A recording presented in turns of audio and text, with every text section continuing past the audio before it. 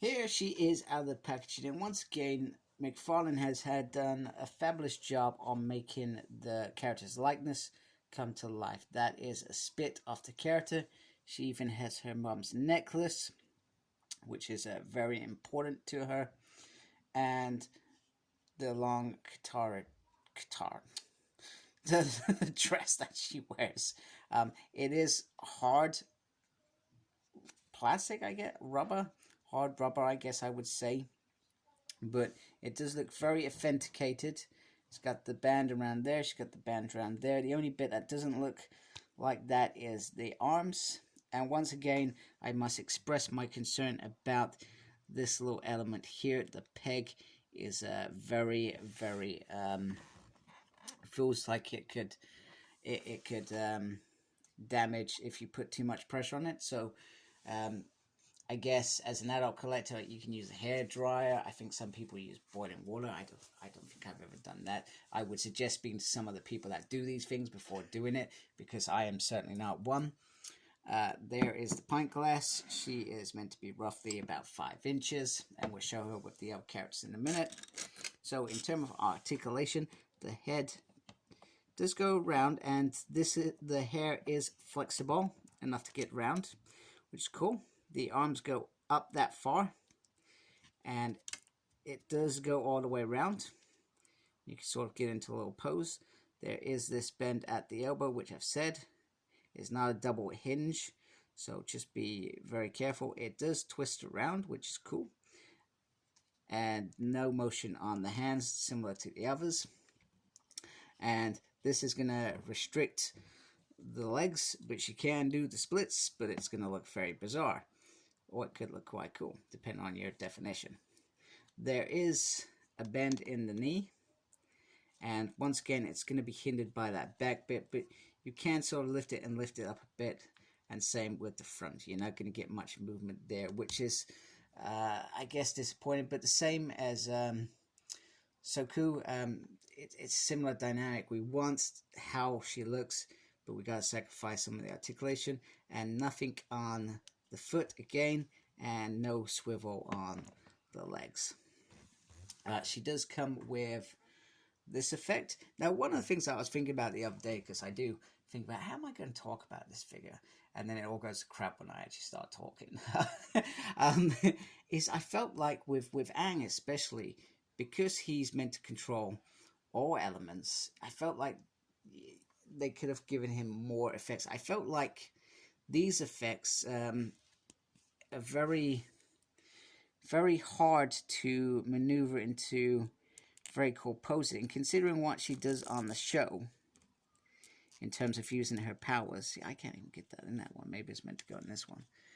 I'm presuming this is how it's meant to work.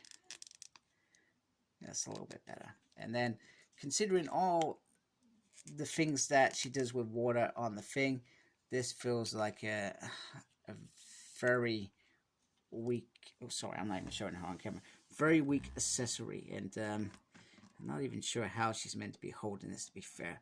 I feel like they could have gone a little bit clever, I mean, they've probably spent money on this accessory anyway.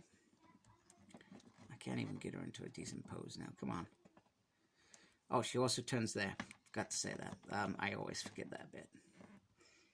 There we go. Right, come on. Come on! I cannot even get this into a decent pose. That is, I feel, a real restriction with these figures. Let's go for something cool.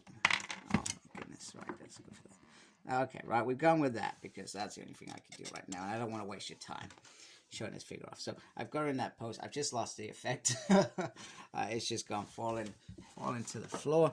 And so what I was trying to say is I feel like these effects are a little bit weak. I feel like, I mean, that probably looks pretty cool if you get it into the right position. But I'm trying to understand how is she meant to pose that.